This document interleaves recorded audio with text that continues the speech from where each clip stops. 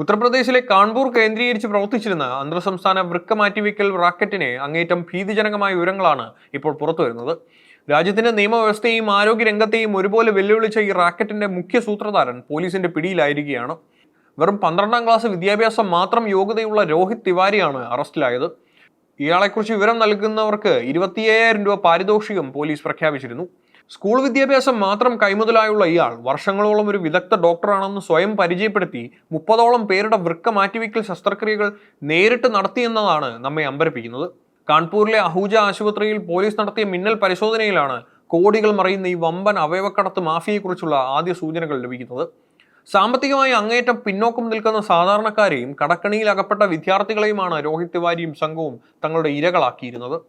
അവയവം നൽകാൻ തയ്യാറാകുന്നവർക്ക് തുച്ഛമായ തുക മാത്രം വാഗ്ദാനം ചെയ്യുകയും എന്നാൽ വൃക്ക ആവശ്യമുള്ള സമ്പന്നരായ രോഗികളിൽ നിന്ന് 60 ലക്ഷം രൂപ മുതൽ 1 കോടി രൂപ വരെ ഇടയാക്കുകയും ചെയ്യുന്നതായിരുന്നു ഇവരുടെ തട്ടിപ്പ് രീതി.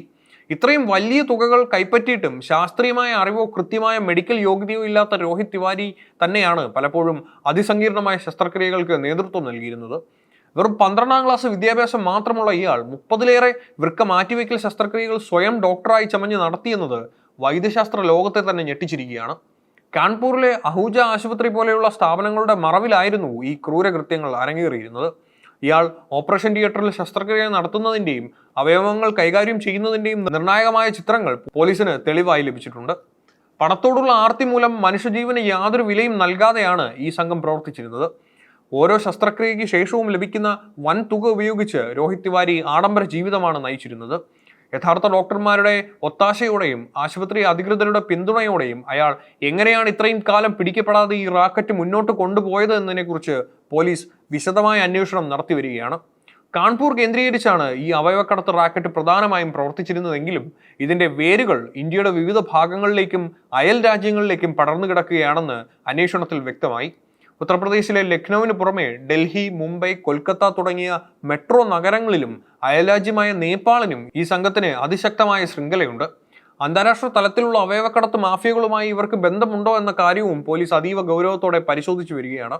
ഈ കേസുമായി ബന്ധപ്പെട്ട് ഇതുവരെ 9ഓളം പേരെ പോലീസ് അറസ്റ്റ് ചെയ്തിട്ടുണ്ട്.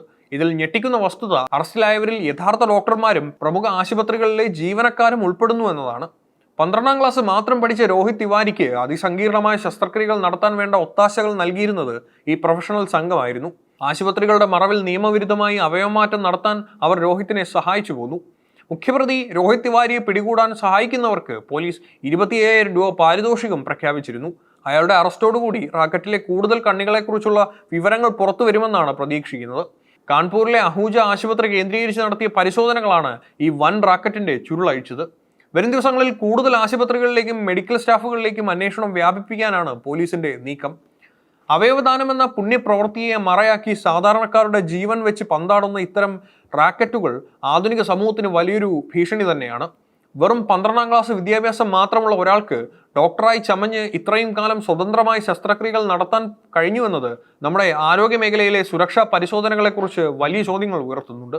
രോഹിത് തിവാരിയുടെ അറസ്റ്റിലൂടെ രാജ്യത്തെ അവയവക്കടത്ത് മാഫിയയുടെ പ്രധാനപ്പെട്ട ഒരു കണ്ണി കൂടിയാണ് ഇപ്പോൾ നിയമത്തിന് മുന്നിൽ എത്തിയിരിക്കുന്നത്.